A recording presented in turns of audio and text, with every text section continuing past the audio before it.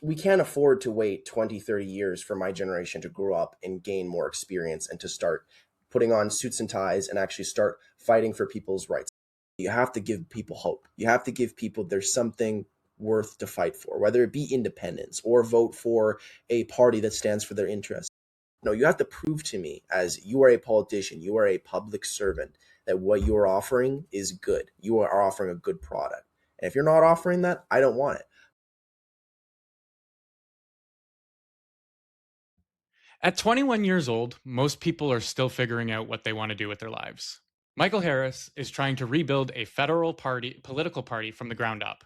He calls himself your friendly neighborhood cowboy, a third-year poli-sci student at the University of Calgary who, at just 20, ran against the leader of the Conservative Party of Canada in what became known as the longest ballot in Canadian history. 214 candidates, one rural Alberta riding, and a political establishment that didn't see him coming. He finished eighth. Most people would have stopped there, but instead, Michael was elected deputy leader of the Libertarian Party of Canada, founded a national youth wing called Lynx, and is now one of the loudest young voices in Alberta's independence movement, a movement that's heading to a real referendum this October.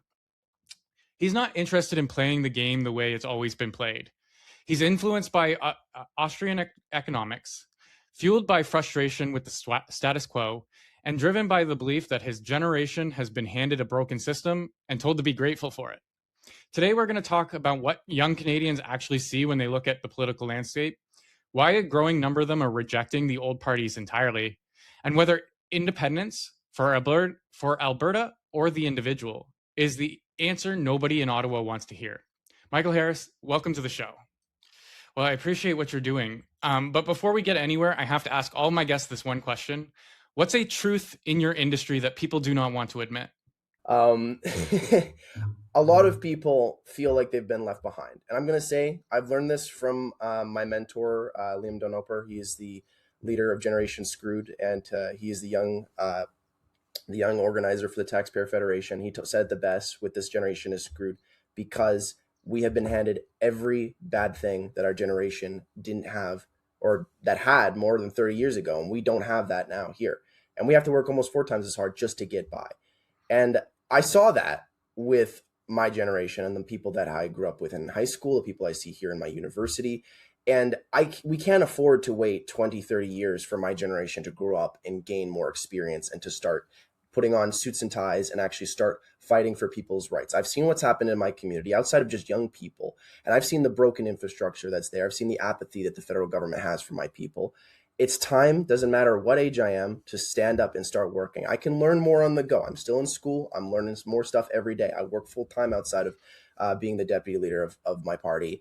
And I'm here to learn, I'm here to work, and I'm going to keep fighting for as long as I can because unfortunately this generation is screwed. And if we don't put up the work to be able to change it, we'll be left behind. I got all day, so as long as you got time, we can always rehash things. What I remember where I was going. I appreciate that you're in politics, but you're still working outside of politics. Yeah. I feel like that's something a lot of our parties don't actually understand anymore, is what it takes to work in today's day and age. A little bit of background about myself. I worked for the Ontario government, at the Ministry of Transportation as a software engineer. I walked into the government being told it's a good job. You're going to help the citizens. It's blah blah blah. It helps you. And I realized as I was going through it that I was just contributing to the problem. Nothing was going to change from the inside. How much waste, fraud, and abuse our government actually has and doesn't actually talk about, which is why I built this channel, so I could. And just the fact that a lot of people don't really understand what's going on. So what is your generation seeing that's different from my generation? I think it's just really like I was saying in the intro, the apathy of like higher society and government at large. that they think the world is still in the 1980s or even the early 2000s when there was rampant opportunity for people to grow, that if you just put in the time to work, then you could make it. And I think that disillusion of where we currently are at our society is failing the next generation, because we're thinking that a lot of the younger people have wealth to give to the government, that we can just continue to increase taxes or increase our interest rates to pay on high interest loans, when really the younger generation is probably the poorest generation that we've had in even, honestly, centuries, since like feudalism, I would say. Because I know people that are working harder than medieval peasants, that are working 45 to almost 50 hours a week. They're dedicating their entire week to work just so they can just be on the comfortability line. If a crisis happens, they'd be out of that line. They'd be back on the poverty line, but just enough to survive. And if you're one of the people who think, I don't want to work 45 hours a week, I would like to work like my parents and work 30 to maybe 35 hours a week, still putting in a lot of work, but not have to do backbreaking labor just to survive. And if you do that, and if you don't have a good job on top of that, be prepared that you are not going to be able to survive in this economy. In other economies, maybe 20, 30 years ago, you could work even like two jobs at, say, McDonald's, and then you have like a separate job in like a mechanic shop, as an example. And you could make a living on that. In fact, you could make so much money that you could raise a family on that. You'd have to do both of those jobs twice just to make a living nowadays, not to grow, but just to make a living. And unfortunately, I've seen that from a lot of my fellow high schoolers. I've seen that from a lot of my university students that are just trying to get by. A lot of people think that now they have to get a degree to be able to survive. And I know a lot of people that otherwise would have stayed in blue collar trying to get a white collar job, because working in the public sector is the only way to make an actual living nowadays. So a lot of people are being pushed in different directions because they're afraid of the affordability crisis. They need certainty. And currently, right now, there is no certainty for my generation. What do you see that caused the unaffordability of Canada? Well, I would say the federal government is a big one, because once again, because of that apathy, you have stuff like high taxes for the lower class. You have stuff where we have a food affordability crisis, where food is becoming more expensive, where we have stuff like supply management, which is stopping Canadian businesses and Canadian farms from being able to make that food cheaper, to be able to produce more. And if you have a higher quota, say out east in Quebec, you have a monopoly over the food market, keeping those prices high, so that way they can make more money. And that has nothing to do with how food should be priced. This is completely on the government and limiting the production of food. And of course, they put tariffs on things and foreign businesses, so that if you want to get food from another country, it's even harder, which raises the food prices even more. You have houses, which obviously are being treated as an investment, not as a home. And so the government puts restrictions on who can build a house, how many houses can be built, how long it takes to actually build a house, get permits out. And that is strangling the house market. That's strangling my generation from being able to get into the market and keeping it unreasonably high. And we see this with almost every sector: fuel, housing, food, transportation, getting into a job industry, if you're an entrepreneur, if you're wanting to create something and make a business, you see the red tape that keeps you down is from our levels of government, and predominantly the federal government.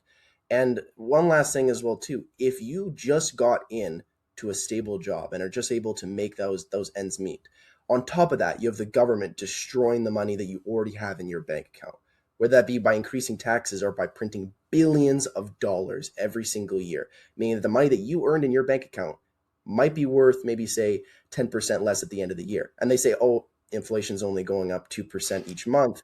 Well, that's 2% value of my currency that I just lost every single month. And that just keeps going. It doesn't go down. It just keeps going up. And it's been going up since 2008. So that's putting a real stranglehold, unfortunately, on both our economy and for our younger generation that hasn't already got their foot in the door. I actually just recently talked about this on X, but I was, or I believe Elliot did on X, and he said that when we managed the 2008 financial crisis, everybody just doesn't realize what we actually did was just kick the can down the road till now and have the same problem, even though it compounded over time. And then we congratulated ourselves from doing it. We're doing it again. Yeah. Like Mark Carney just bailed out the condo developers in Vancouver. Instead of letting them sell at a loss and to make the housing market cheaper, they're doing it in 2008 again. They're bailing them out, which it's not helping anybody. The business doesn't learn their lesson. Housing remains expensively high. our tax dollars went to it, and we're not learning our lesson.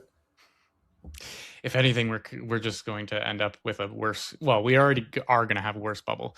I do want to pick in on a point that I don't think people understand much. Can you explain how supply management works?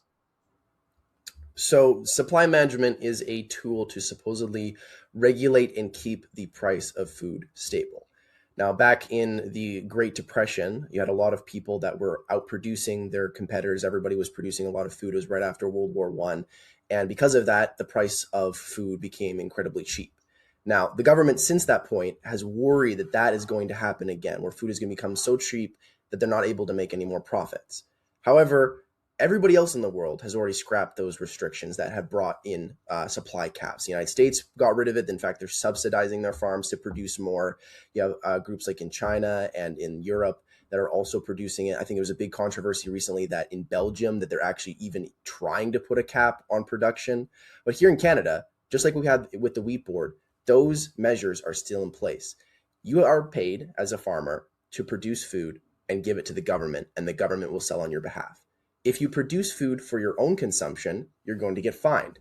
If you produce food like eggs, milk, poultry, cheese, and you go over the quota that you either paid for or the government gave to you, you're going to get fined and you can actually get shut down. Now, my biggest controversy that I have with supply management is if you are not a factory farm, you cannot control how much milk comes out of an udder of a cow. If you have eggs, you cannot control how many eggs are produced from your chickens, unless, I don't know, you just kill them afterwards. And the big problem with that, no, you laugh, but it's an issue where people and farmers that are in my community of Battle River Crowfoot that end up having to produce, like, say, 10,000 liters over their license with how much they produce. They have to dump every single liter over what their license says. And that means there's tens of thousands of liters of milk that are waste that could be put on store shelves, that could be put to support our local community, that could be donated to, say, food banks, but it's just wasted because the government says no. Now, it keeps it more expensive for the Quebec farmers who own a monopoly over Canadian dairy. They get more money because the dairy industry, raises the prices, keeps it really high. It doesn't get lowered, so that they benefit. Whereas the smaller businesses out here in Alberta, they suffer because not only do they get a lower quota, they only have, I believe, 350 licenses compared to the 40,000 licenses in Quebec. It just keeps food more expensive. Now, on top of that, supply management also limits the sale of foreign goods. As an example, if you're trying to buy American beef or American dairy, it very much limits how much you're allowed to buy from the States, or just straight up bans it entirely. So it's a system whether or not you would like the Quebec farmers to remain stable, or if you would like actual competition in this country. Now, my issue, especially with it, not only is it being wasted, but because there's an unfair discrepancy in the competition here, that Quebec is very clearly has a monopoly over our dairy industry. You have the Albertan farmers that have a lower quota and that are being driven out of the market. I've talked to a lot of people that were in Three Hills and people that were in my community of Drumheller that have owned that land for over 100 or even 150 years, that have produced milk, they've raised horses, they've raised chickens, produces the poultry that you eat. And they're going out of business because they can't compete with Quebec anymore. They can't compete with the United States because they are not allowed to try to outcompete or compete with their competitors. And I'm afraid that many of the members of my community are going to be thrown out of my community because they can't afford to have their day-to-day lives anymore. They can't use it for their own purposes. They can't sell it to their own community because they're forced to sell it to the government. And they're being brought out because they just simply can't compete with Quebec. Well, not only that, so we've seen this in history. Just finding out for myself, I moved out to Newfoundland 2 years ago with my partner, and that's what happened to the cod industry out here. Restrictions came in. They said you couldn't fish anymore. You couldn't go and get your harvest. They put limits on everything. They gave the big guys the limits to be able to go do it. Meanwhile, China goes and comes right off our coast and fishes for all the fish that they want without any restriction. But we can't sell it to our locals. Actually, fun fact, I don't think people understand. Lobster prices across Canada are the exact same. They're the exact same where we catch them here as they are in Ontario or in Alberta. Yeah. They do not change, which is problematic when your people are starving. And that's where we're getting to in terms of supply management. It's yes, everybody gets the same price, but at the same cost, you're basically saying the people who make it don't get it for cheaper. The Yeah. people who get it or grow it, capture it, whatever, don't get it for cheaper. So they have to pay everybody else's price while they're getting shafted for the actual costs of doing it.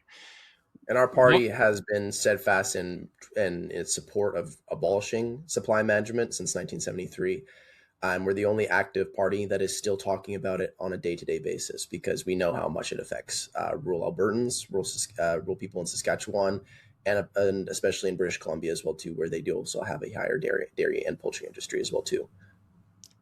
Fun fact out here: it's $6 for 2 liters of milk. I was paying $6 in Ontario for four. That's ridiculous. Um, Would you like to know how much it is in Alberta? I would love that.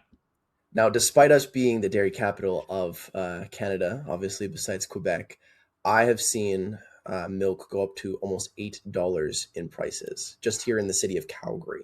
Now, in Drumheller, it's a little bit cheaper; it can go almost about $7, but it's still way more expensive than you would think for just a simple, gallon of milk in a grocery store when we are the ones producing it. We're here the ones producing it in Alberta, but yet the prices, depending whether or not you're in the city or depending on whether in rural Alberta, can go anywhere from $6.50 to $8, which is ridiculous in my opinion. Okay, so this is something I didn't know until I moved out of Ontario. Do you have bagged milk out there, or is it just in the cartons? I've seen in some of the really rural towns, I've seen bagged milk, like Carbon as an example, very small town in my riding. Their grocery store or general market does have they do sell bagged milk, but since I've been in Calgary and in my own hometown of Drumheller, I have not seen that now. I just want to get rid of bag milk altogether. I feel like it's just like a useless thing to. We're so anti-plastic, yet we put our milk in plastic.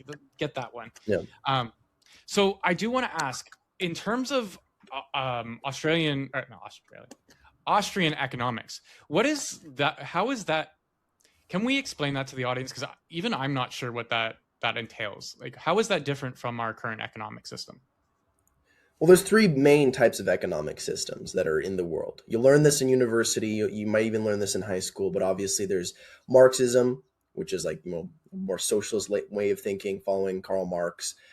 If you're a capitalist, but you still believe in control of the market, or like kind of like a Roosevelt way of running the economy, there's something called Keynesian economics, where the market should be controlled by market factors, by the government, by those that are at the top to make sure that things remain stable. Kind of like supply management as an example. We don't want to let the free market touch it. We'd rather just the price stay stable, even if it does get increased a little bit and becomes a little unaffordable. Austrian economics believes in the invisible hand, basically believing that the market knows how to run itself. It knows how to run its own industry. It knows how to run and regulate itself to produce the goods that people need and produce for consumers. Now, that means usually lower taxes and lower regulations on businesses, letting businesses produce what they want to produce without someone stopping you and saying no. Now, there's different versions of it, of course, as every economic belief diverges into different subsections. There's anarcho-capitalists that believe that means no restrictions, absolutely at all. Like Murray Rothbard believes that, and that government should strictly stay to the Foreign Affairs Office and ensuring the protections of the Constitution and the nation. Well, some believe that it should only stay, like regulations should only stay to serve like the public, ensuring that safety rails are still installed, ensuring that safety guidelines are being followed.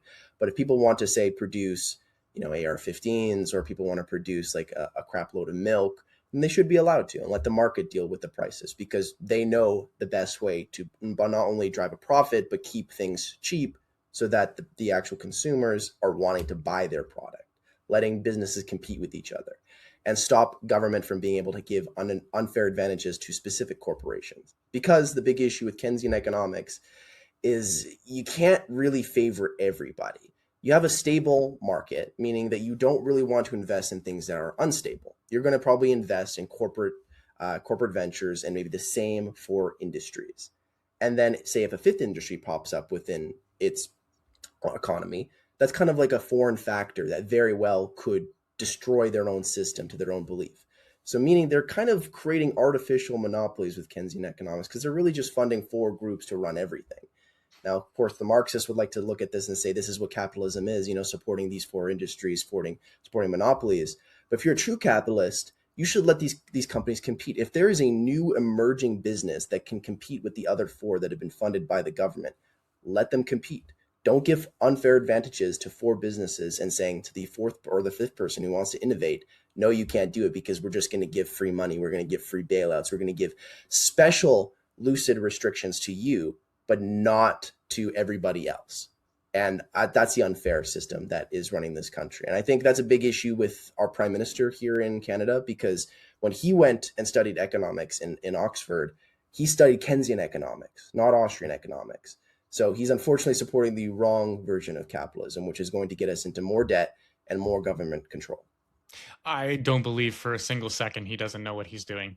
If you're a podcaster or a video creator, this is the all-in-one AI video editor you've been looking for. I've been using Async since day one, and it's amazing to watch it progress into a complete powerhouse for creators. Especially for people like me who, well, can't edit for shit. Async leverages AI to give you total control over your video. You can record, edit, generate clips, add subtitles, and even dub your content in over 15 languages. Plus, it lets you upscale your footage and easily repurpose your content for different platforms, all without ever having to switch between different tools. It's truly a game changer. So if you want to streamline your workflow and make your editing process painless, check out async.com today. The link is in the description below. That is, like, as much as conspiratorial as it sounds, all of the data points that I've been able to pull out about him showcase that he's running directly for his own investments, his own understanding of the world, his own version that failed across the world. Nobody seems to understand this. Every time he's tried something, it has failed. That just gets glossed over. I just have to emphasize that. There's also a bit of a conflict of interest, in my opinion. The fact that not only is he a billionaire, but also the fact that he is kind of using the government through Keynesian economics to give his businesses in Brookfield an unfair advantage in competition, in the competition market. Like building houses, but all the heaters have to come from his industry. Mm-hmm. Building houses, but all the wood has to come from his industries. All the insurance has to come through his banking. So stuff like that. He's giving himself also unfair advantages, which are, it's not helping anybody. It's helping himself. So yeah. Another alternative motive there. AI infrastructure is like Brookfield's bread and butter right now. So like, I completely understand that. I did a whole article on how our sovereign AI has nothing to do with sovereignty. But I do want to get more into what the youth today, what are they being taught in schools that we're not understanding anymore? Like, I feel like things are getting lost in translation nowadays. Yeah. What are you seeing in school that's being taught that I wasn't taught? If you can answer that question. I think there's a disparity. I think there was a lot of different things that I was learned, or that I was taught throughout school, from different viewpoints. I think it depends very much on the classification of school that you're in, whether you're in a private school or public school. I went through the public school system. I had a different variety of teachers that believed in different things. Universities even different, because you have professors that come from different backgrounds, that have different theses and have different beliefs. But I would say the big thing was that I always learned that whenever there's problems in Canada, it's not our fault. It's the fault of something that's happening internationally. We have a housing crisis. Well, so is everybody else. We're having an opioid epidemic. It's happening everywhere else. We're having a problem with our currency or inflation. Well, it's happening everywhere else. I never once, I think, throughout my years here in university and throughout high school, have had teachers that have tried to push us to say, what can we do to fix ourselves here at home? What can we do to help our communities itself? And if there is something that we are learning to try to help, it's supposed to be for a globalized effort. We should be supporting the world. We should be supporting the international community, not how we can help ourselves here at home. And that has remained unchanged. I think that has been the one consistent thing that I've seen from both my times, both in high school and here finishing up now officially on my fourth year, finishing up my BA in poli-sci at the University of Calgary. But you might get different teachers. You might get different things because, like, I had a professor here at the University of Calgary. His name's Ian Brody. He was the chief staff with the Conservative Party of Canada, and he's very different than someone like Mr. Goldstein, as an example, who teaches philosophy and economics on our campus. So they're going to have wildly differing opinions. So No, I just say, if you are in school still, and if you are still learning and you want to learn more, if you're going in a grad program or if you're going to stay there for a long time, get as many different teachers as you can. Get a lot of different opinions as you can, because you will get wildly different beliefs. You're going to get wildly different information. Get that information as you can. Do your own research and find out what they're actually teaching you. Don't stick with one professor, even if it aligns with your belief. Even if you like Ian Brody at the end of the day, even if you like, Goldstein, don't stay with one professor. Don't stay with one teacher. Hear what everybody has to say and do your own research. Do your time on it, or else you will be fed propaganda, information from all these different professors that have different beliefs. Find stuff out for yourself. That's what I did. I always cross-reference my information. I always wanted to learn more. That's why I'm out here, both within my party and still working full-time and still with school, because I know I'm a young man. I still know that I have a lot of stuff to learn. I'm very young. I still got a lot of years to go, but I can never stop learning. You can never stop learning things. And if you think that it's stopped being important to learn things, then you've kind of already failed, unfortunately. Even if you're in a full-time job, even if your life has become so busy, or you've completed school completely, never stop learning it. Always take the opportunity to learn more, because if you don't, then your opinion and your mind and your information will be made up by somebody else, because you've neglected to keep that information to, like, yourself to learn, instead you're letting someone else learn for you. very fair. And I got lucky in that regard because I chose a field where I had to be constantly learning or I would be bottom of the barrel. Um, Software engineering helped me figure out how this world works. And I am grateful that I learned it before AI, because people are taking the easy route now, and that's not going to help them in the long run.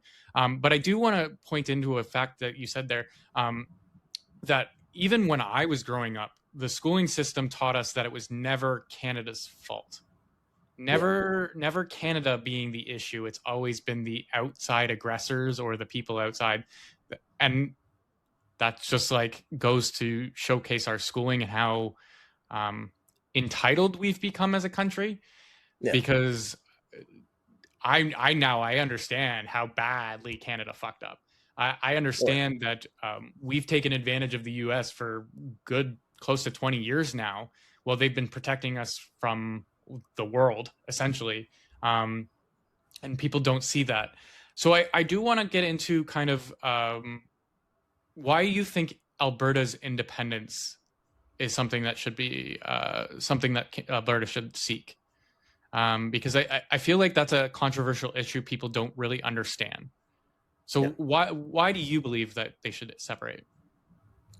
Well, first and foremost, my beliefs came from supporting my community. I went around and talked to over 35,000 members of my community during my by-election.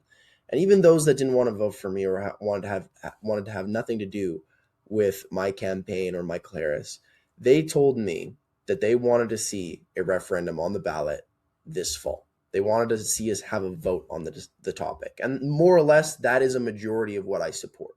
I supported the Forever Canada petition and the Stay Free Alberta petition, so that both there could be a vote both in the legislature and for the people to vote on, because I believe in direct democracy, and especially with our party, we support self-determination of all peoples in the world. If you believe that you should live independently or live on your own or have autonomy, then we don't believe in restricting that onto people. So I more or less, I want the people to decide. If majority of the Albertans come out this October and say that they want to stay in Canada, then I'll gladly stay in Canada. I'll continue to help reform the country within. But I don't think it's going to be that easy, because especially in rural Alberta, and even more so in the city, I've had a lot of people that are angry of how the government has been run over the last like 11, 12 years here. They feel that they aren't being heard. They're feeling that they're being left behind. And now a lot more people are worried, and especially someone like myself are worried how this is going to look in the next 5 years. We have new restrictive laws that are coming in, like Bill C9, Bill C22, Bill C34, that are going to be able to steal your metadata, that are going to be able to throw you in jail for your religious beliefs, that are going to be able to monitor your device, and you have to give your ID to, your social media companies, or else you won't be able to access the internet. People are worried about that, and they don't want that. And for libertarians, if there's an opportunity for us to reduce the size and scope of the government, we've never had such a higher opportunity right now than to create a new country that doesn't have an income tax, a new country that doesn't have those oppressive laws and bills that are coming out of parliament these days, a new country that we can mold ourselves. And that's what I'm kind of trying to model for ourselves here. At the end of the day, I'm not forcing anybody's hands. I'm talking to every member of my community to hear both sides of the issue, both those that believe we should stay with the federal government and reform it within, and those that want autonomy. And both sides at the end of the day want Alberta just to be respected. Now, I sent an open letter to both Pierre Poilievre and Mark Carney earlier last week for my 1-year anniversary of entering into politics. And I told them specifically in that letter what needs to be done for rural Albertans and the Albertans that are living in cities, that if you don't address these issues, separation is inevitable, even if it doesn't pass this October. We just got the petition reapproved to get the signatures collected, which means that there's probably might be a second referendum anyways next year, even if this one fails, because they're going to use that petition. If you don't listen to the issues of Albertans, you keep leaving them behind. You keep taking their money with equalization. You won't let the farmers produce what they want to produce with supply management. At least make it fair. At the bare minimum, make the supply management fair if you don't want to piss off or don't want to bankrupt the farmers here in Alberta. Stop taking their money. Stop trying to dig into our private life with Bill C9, Bill C22, Bill C34. Stop having the government control over all of our businesses, and you'll find that independence is really not needed. A lot of people would probably just move away from it organically.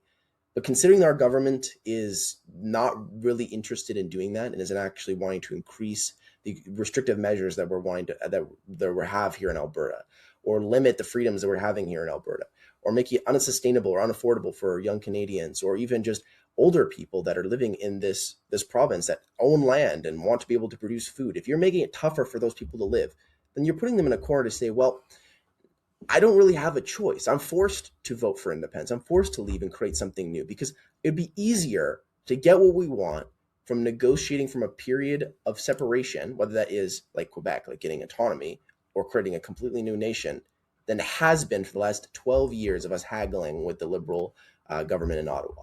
So a lot of people are being pushed in that direction. I think at very bare minimum, we need to have this referendum to scare Ottawa. And at very least, if they refuse to take us seriously or try to support this province in any way, then we will leave. That is simple as that. Fair. And this is something I'm starting to get around to, is I think provinces themselves do not have enough autonomy on their own.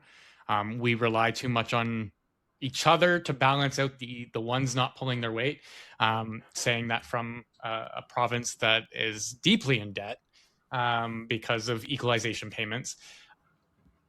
The trades, this is something I don't understand though, because the trades are such a valuable field right now. Why is it that people are having to work so hard in the blue collar work, even though we keep on saying that they are the most valuable people in our society to build the infrastructure we actually need? Well, because the big problem is that a lot of the focus of taking wealth from people is not focused universally. There isn't a universal tax bracket.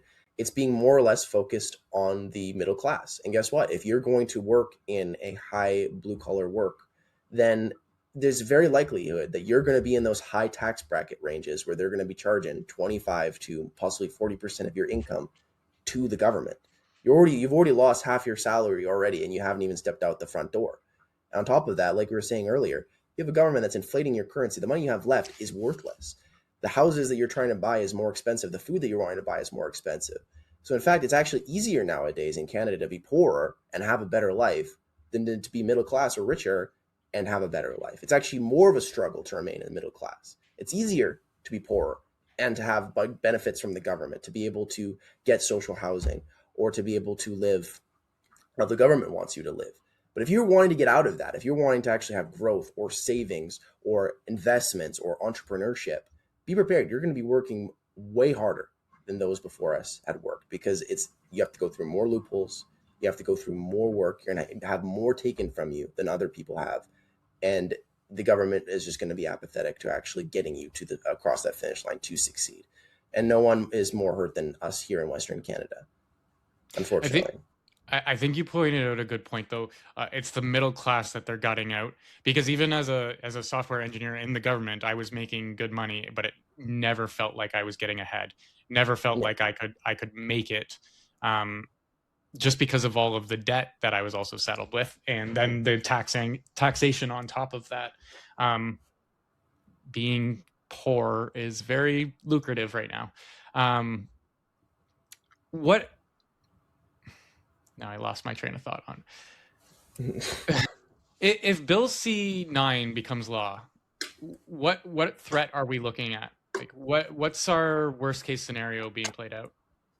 Hasn't it already become law? I know it passed with the Senate and the House of Commons. Has the Governor General officially approved it now? I don't think so. I don't think at this time, anyways. Okay. Well, this is a bill that's concerned a lot of people here in my university, because a lot of people in my community are religious, whether they are Sikh or Muslim or Christian. They are concerned that their religious fundamental protections they have on their right to freedom of speech and religious protections that protect their religious rights are going to be taken away. That's exactly what this bill does. Right now, we have the Constitution, we have the Charter of Rights and Freedoms that make sure that you as a religious person are protected, that you being able to speak your religious texts in public and to your community or to your congregation is protected. Now, this government is trying to say that, well, we're just trying to go after those that are the worst offenders, those that are committing hate. Well, the problem is, by removing those protections and making it susceptible for everybody to be targeted, those protections don't really mean much anymore, because you can make up any excuse you want for hatred. You can say, you can go into a church, which they can now, police can now go into a church, listen to a congregation, hear something that might be considered hateful, that might consider something that would exclude somebody perhaps, or something that, might make a derogatory remark towards one person. And they could take that as hate and come to shut you down. And there's a lot of that, unfortunately, in both the Bible, the Quran, the Torah. If you just read the Old Testament, you'll probably find at least like 50 infractions right there that probably get you arrested if you try to speak your truth. It's so bad that 318 Muslim communities came together to sign a petition to the federal government to say, well, you support diversity in this country, you support religious freedoms. Well, it's not just the Christians that are being affected here. It's also the Muslim communities as well, too. We're losing out on our rights, because now you can throw us in jail for being able to pray in public. And a lot of people are worried about this, because people like David Elby, I believe his last name is, in British Columbia, the premier of British Columbia, has said that he's going to use this bill to take people off their land. And those that are like in religious communities, like Mennonites and hermits and people that were living in like rural British Columbia, they're going to be kicked out so they could give that land to the Indigenous people. I know Doug Ford said he's going to use it against the Muslim community, against whenever they have in Ramadan. Every time in Ontario, I believe you know this, but in Ramadan they have the big movements, they have big prayers, they have down in downtown Toronto. Doug Ford, he's already said he's going to use Bill C-9 to arrest those people that are praying in streets. The fact of the matter is that it affects everybody, whether you are preaching in the streets, whether you're praying in the streets, whether you have a congregation and the government is worried about something that says in your religious text, you are no longer protected by our Constitution anymore. It doesn't matter if you're the worst offender and you go out and harass somebody, or you're threatening somebody, or if you're simply saying a passage in your own text. If you say something that is considered hatred, you can be arrested. You can be arrested for a long time. It's not just a little fine. It's not just a little bit of jail time, but we're talking decades here. We're talking decades of jail time for just repeating what is in your own text. And that is dangerous. That is truly what's dangerous. That is hate, in my opinion, is demonizing entire religions because you're afraid to hear just words of text. That Back kind in of my goes. day, I'm sorry to say, I'm not an old person, but, call me an anarchist. But back in my day, if you didn't like what someone was telling you, you just walked away. And if you didn't believe what a preacher was telling you, you just don't show up to the congregation anymore. You go find another group to be a part of. And guess what? We're in the modern day. You can be progressive. You can be an atheist. You can believe in nothing if you want to. But that doesn't mean that just because you believe in nothing or just because you believe in something else, that we can't all work together. And sometimes we need to scream at each other. Sometimes we have differing opinions. Sometimes there needs to be debates. That is how a good society is run. But if you shut down debate, you just tell everybody, well, debate is dangerous. Yelling at each other is dangerous. Us having our own communities is dangerous. Then you're going to get a lot more radicalized people that think of each other as enemies rather than as friends that can work together. And unfortunately, we've already seen that right now, both on the left and right. They're demonizing each other, and it's going to get worse more than it's going to get better, unfortunately. That's why I try not to insult people too much on the internet. My concern is more because I understand that people don't understand. The more you understand about life, the more you understand that people really do not look into things. They do not care. They do not have the will to go above and beyond because it's just been beaten out of them.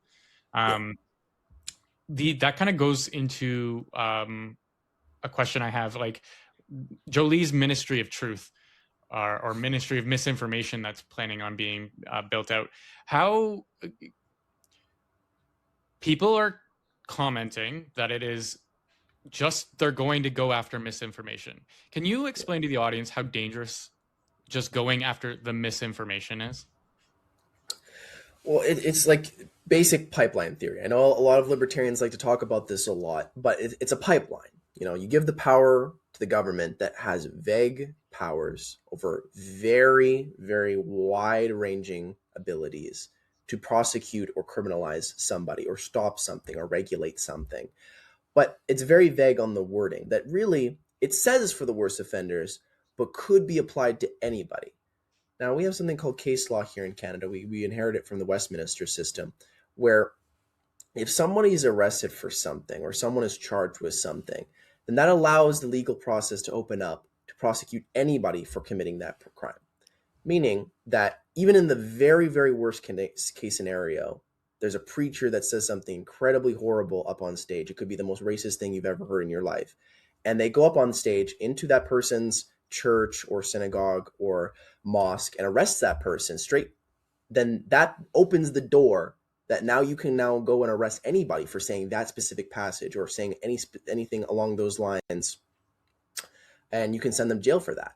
And it'll only get worse. And my big concern as well too with this as well too with pipelining is that you combine this with the other bills that are coming out, like Bill C-22 and Bill C-34, which means that it can be tracked to anybody because they know exactly who you are on the internet now, because Bill C-22 and 34 basically gives the government control over your electronics.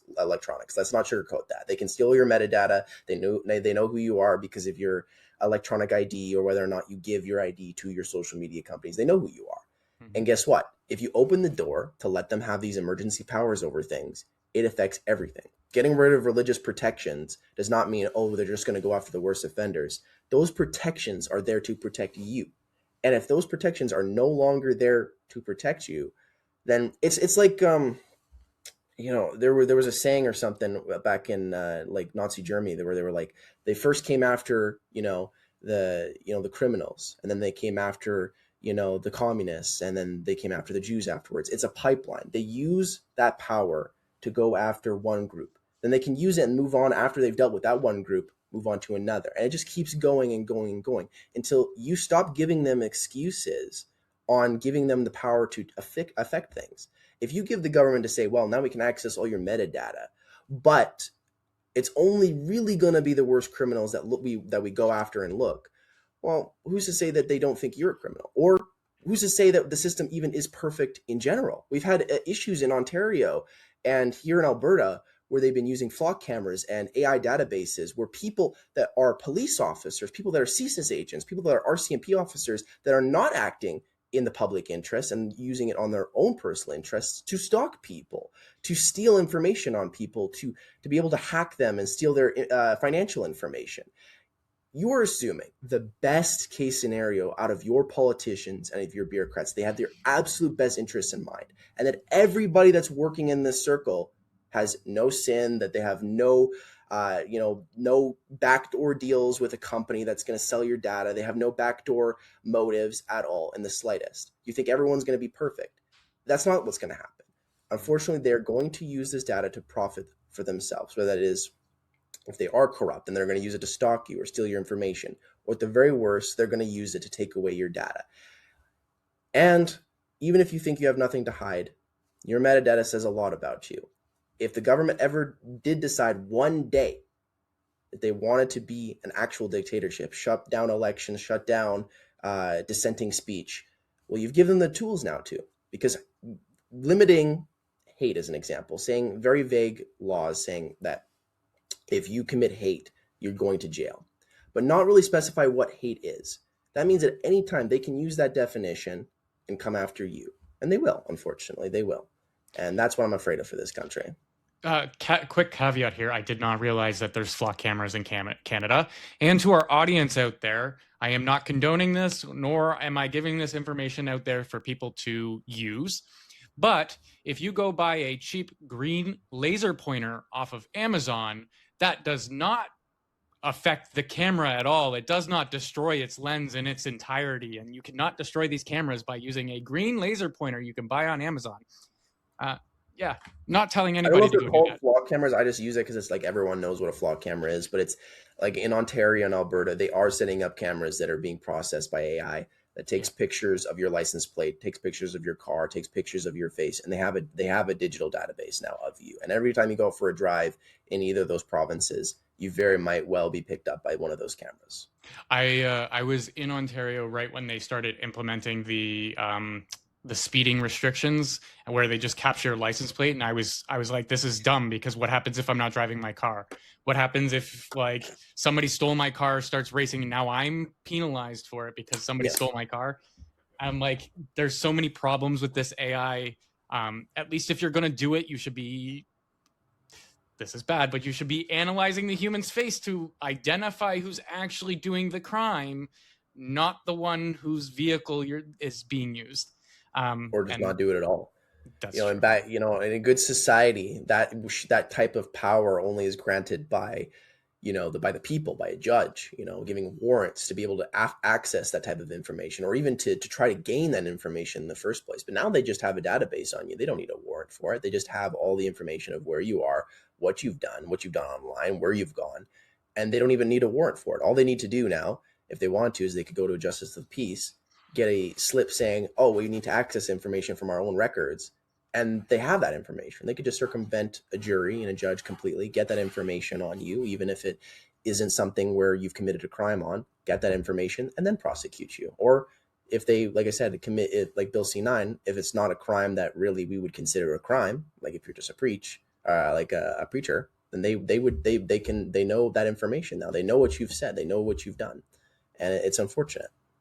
And the sad fact is they can get that information through proper processes right now. Like I just heard of a case where they caught one of the hackers who did the MGM ransomware. They caught him through his Windows ID, because when you install Windows on your machine, you get like what's called a machine ID that's tracked throughout every service, regardless of if you're using VPNs. So they can get that data already. They just don't want to. They don't want to go through the proper processes. It's knowing tech is scary because you understand how it can be used against you very easily. And AI is going to become this beast that the Canadian government is going to use against every single citizen. Absolutely. How do I phrase this? How do we get the youth involved? This was something I discussed with Derek, where there was about 9 million people who didn't come out to vote. I would assume a big chunk of that is the youth, because they're disillusioned by what's going on in the world. How do we get them out to the vote? Especially just to go vote for anybody. I don't even care who they vote for anymore. I just want them out voting. Yeah. I think it's the direct consequence of the lack of apathy and lack of concern the government even has for the young generation and for people in general, If you create a atmosphere of people who don't care, that I don't care, then what's going to happen is that they're not going to care. They're not going to go out and vote because they don't think that it does anything. They think that, well, if we have both the conservatives and liberals that really don't really care about our interests and are just really going by what their lobbies tell them to, not by their own personal interests or by what the constituents tell them, then they're not going to go out and vote. They don't think that there's anybody worth to vote for. And why they don't go out and vote for a third party is because it's incredibly hard to get a seat as a third party in Canada because of the restrictions that we have on third parties and the lack of funding that a lot of third parties can receive.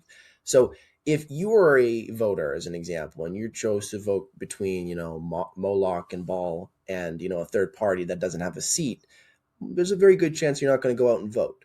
So it's a very big struggle to get out young people or people that don't vote to actually go out to the polls.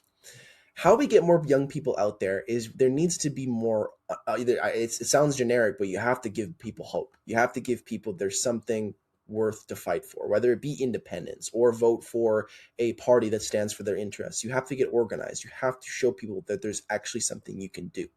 And I did this a lot when I was working with Students for Liberty, a non-party affiliated, libertarian-based student group here in Canada that told people, we help get sponsors from across Canada, whether it be pubs or from think tanks or different groups that value liberty and freedom in this country. Do you believe in those ideals? Do you want to do something about it? Well, we have the network of people. We have the network of sponsors to be able to make and create something. Now, of course, this is not a plug for Students for Liberty. If you're a young person, go look them up on your own. They're a good group of people. But if you want to create something, you can come and create it. And thousands of people stand up wanting to create something, wanting to do something because they have that hope. They have that opportunity now to actually come and create something. And ultimately, that's what I'm trying to do with Links. That's what I'm trying to do with the Libertarian Party here with Canada. If you're sick and tired of the conservative government, or not conservative government, but conservative party that's not doing what they're promising, they aren't able to win an election, selling themselves out to different lobby groups, they're not really listening to their constituents. If you're tired of the liberal government that has plagued this country for over 11 years, and you're a young person, come and join us. We have the resources to create something for you. If you want to run as a candidate, if you want to run a campaign, if you want to volunteer, if you want to learn more, we can offer that to you. And if we want to see that on a general scale, we need to see more people doing that. We need to see more parties that are involved in their youth, stepping aside to let the youth take control, let the youth actually start working. Because let me tell you, I have a story of when both me and my friend Wyatt Claypool was working with the Conservative Party of Canada. I did work with the Conservative Party for a time. I did work with Stephanie Cousy, and I helped with Sharuv and Damien Couric here in Battle River Crowfoot for a time. And they shunned us. They didn't want young people to advance or prove themselves because they have their tight-knit group of people that control their party. Wyatt Claypool, even though he's still a loyalist of the Conservative Party, was shunned every single second that he has been in that party because not only is he a young person, but he's not really part of any political affiliate. He's not part of any real lobby groups. He's not part of any powerful family, doesn't really have a whole lot of money. And when he tried to run for the MP Conservative nomination for Skyview, he was kicked out. He wasn't even allowed to run in that nomination race. Same with me. If I was trying to run in, nominate myself for Minnepore or Battle River Crowfoot, was denied. It was denied for young people to actually advance. And I've heard hundreds of stories from younger people from British Columbia, Ontario, same thing. If you want to advance, you're being denied. You're being denied to be able to actually put in work that you want to put in to advance our party, advance democracy. And democracy is kind of like an economy in a way. It's kind of like running businesses. If you have two parties that really run a monopoly on something, you're going to have stagnation because there's no competition. If you have no incentive to go out and vote, and if you have no incentive to go out and buy something, people aren't going to go out and buy that product. People aren't going to go out and vote if there's no incentive to go out and vote. If you're just going to get the same result, you're just going to get moldy bread at the end of the day.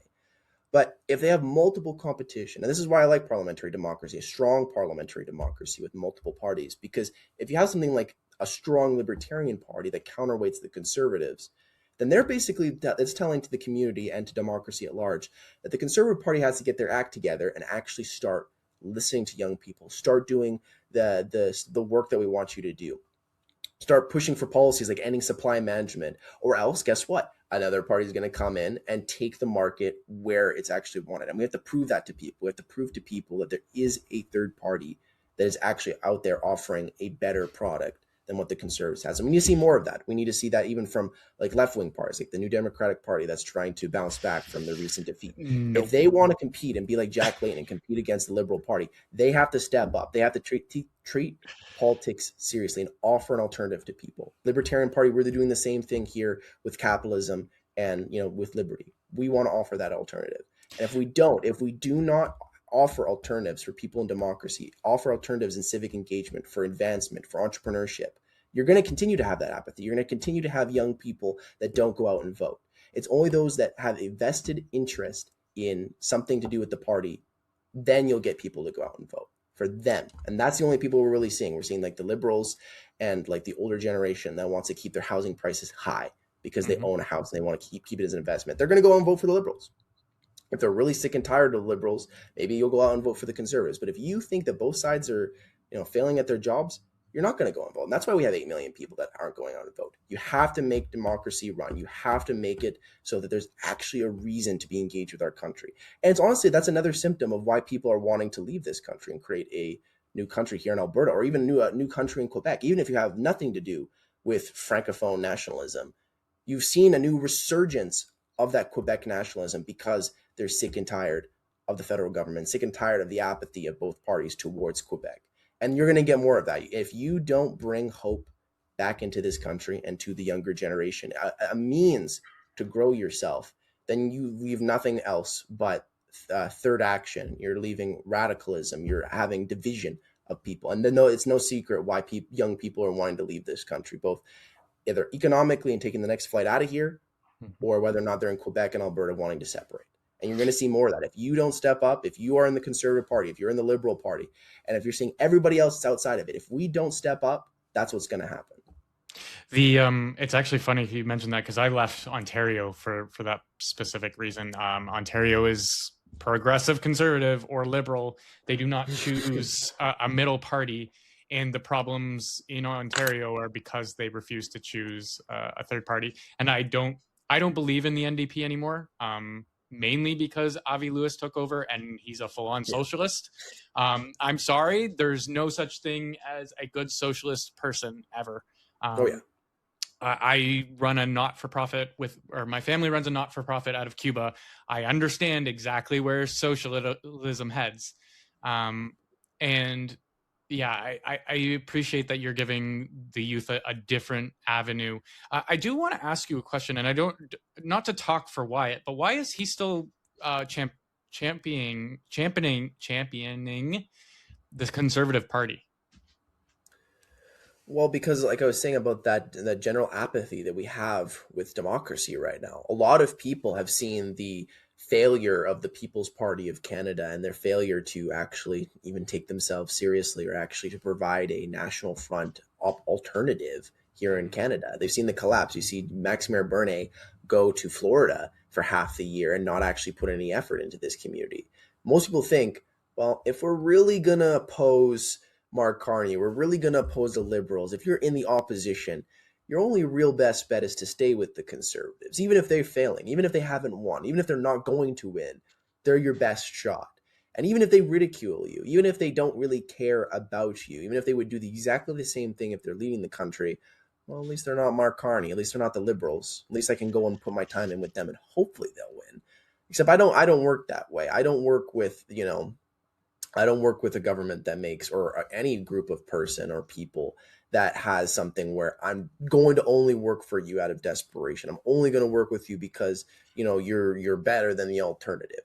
No, you have to prove to me, as you are a politician, you are a public servant, that what you're offering is good. You are offering a good product.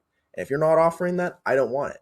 But some people, they like moldy bread. Some people like they think that the lesser evil is better. And people like Wyatt Claypool, he understands what I'm saying because he does exactly the same thing that I do. Like, he's helping out the new Blue Party in Ontario and 1BC in British Columbia. These are parties that are probably never going to hold a majority government ever. But he's sick and tired of the establishment in both of those areas, because he also kind of knows that really the Conservative Party in both of those areas are kind of faulting and flailing.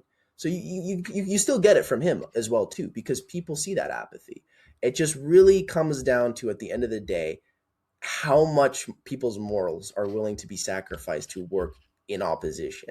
If you're willing to sacrifice a lot, you'll have no problem working with the Conservative Party. If you're an individual that doesn't want to sacrifice anything, you're going to get that apathetic population that doesn't want anything to do with the Conservative Party. Or you're going to get like people like me who's going to work with the alternative parties. I've seen a lot of people, even though I mock the People's Party, but I've seen a lot of young people go and support the People's Party. One of my friends here in Calgary, his name's Isaiah. He's the now head of the PPC New Gen. He's only 19 years old, very young guy, but he's very good at what he does.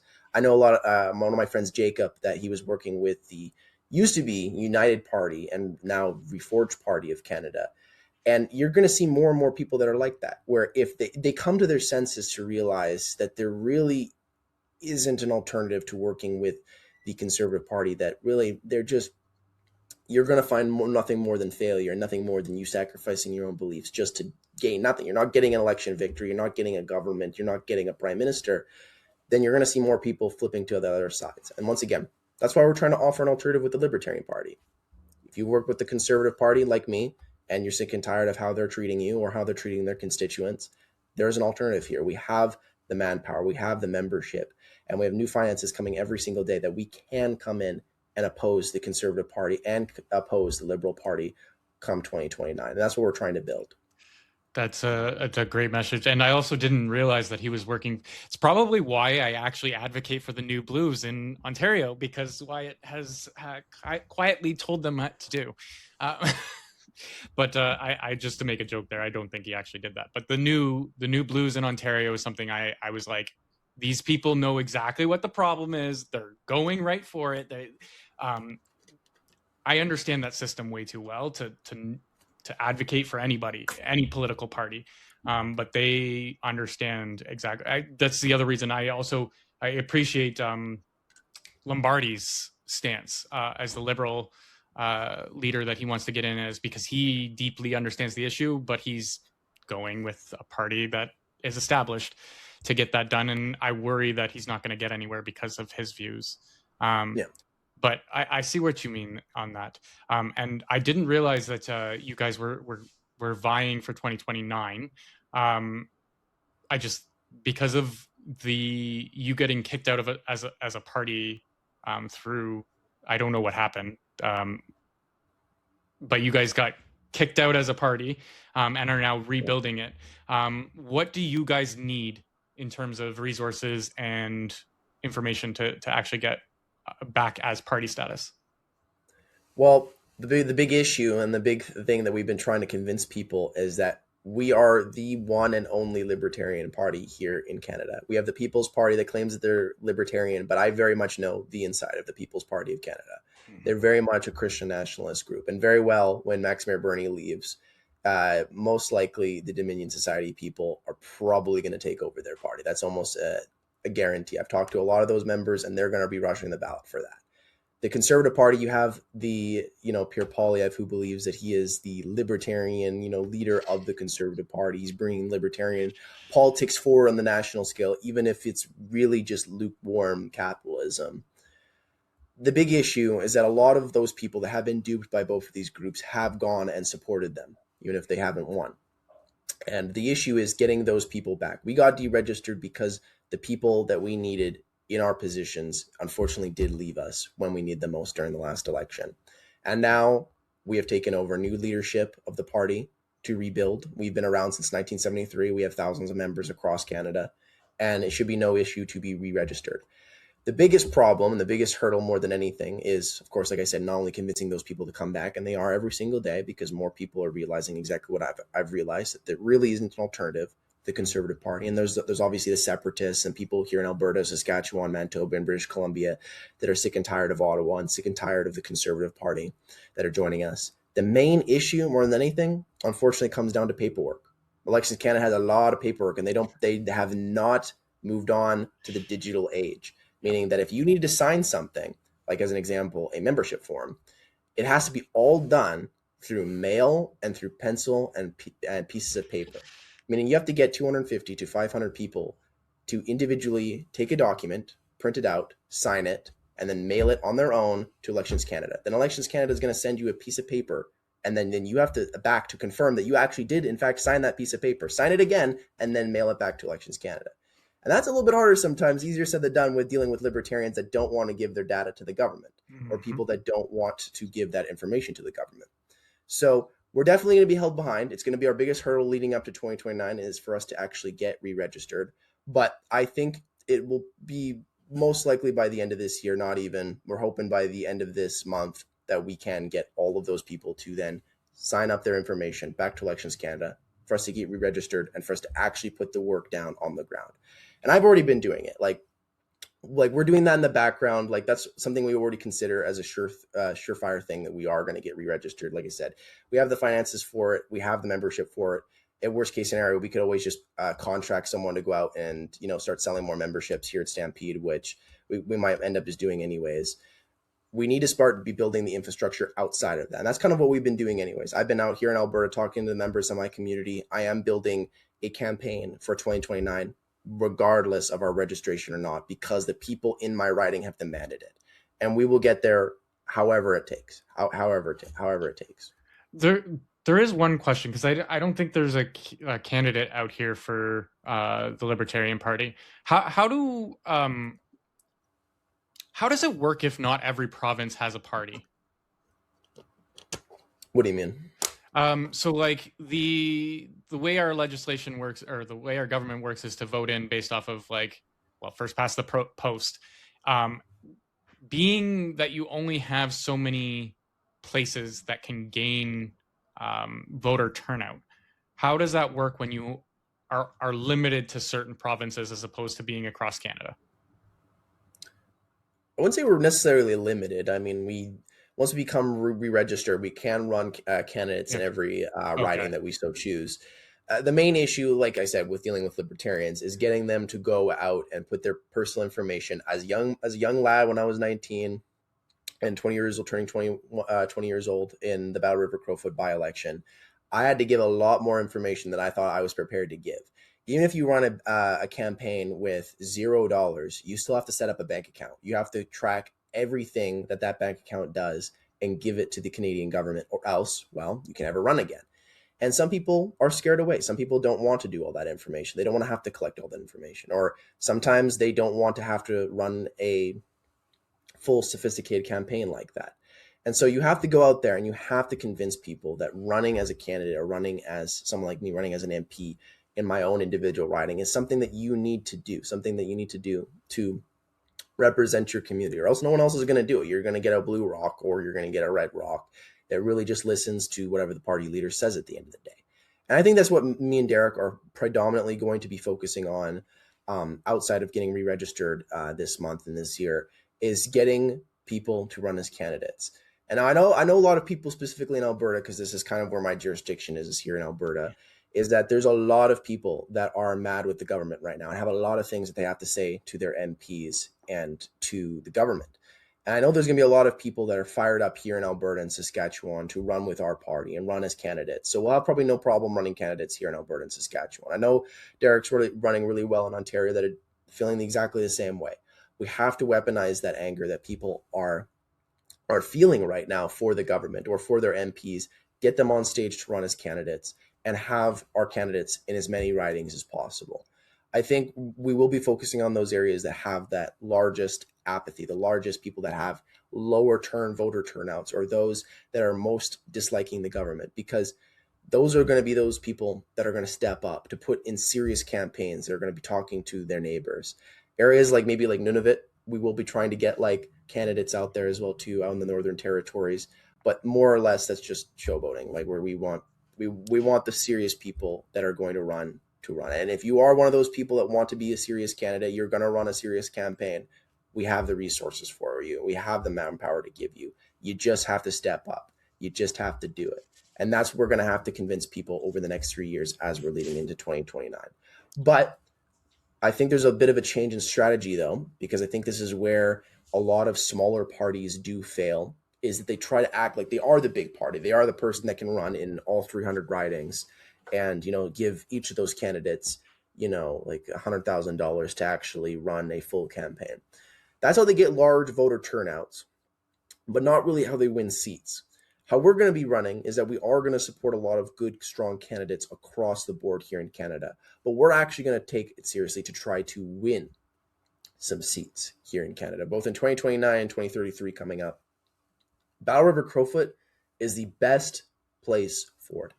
And I'm trying to be the best candidate for it as well as here too, learning the issues here in my riding, helping the community best at large, because we have, once again, a very apathetic population here in Battle River Crowfoot. We have Pierre Polyev, who just came into this riding, parachuted in because he was the blue man. He was going to come in and run this riding.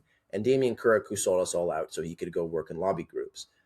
A group of people here in Battle River Crowfoot that are angry at the federal government for treating them wrong with supply management, with equalization, those that support Alberta independence. I've had thousands of people from my riding reach out to me, even if they said they didn't want to vote for me, have said that you're steering on the right path.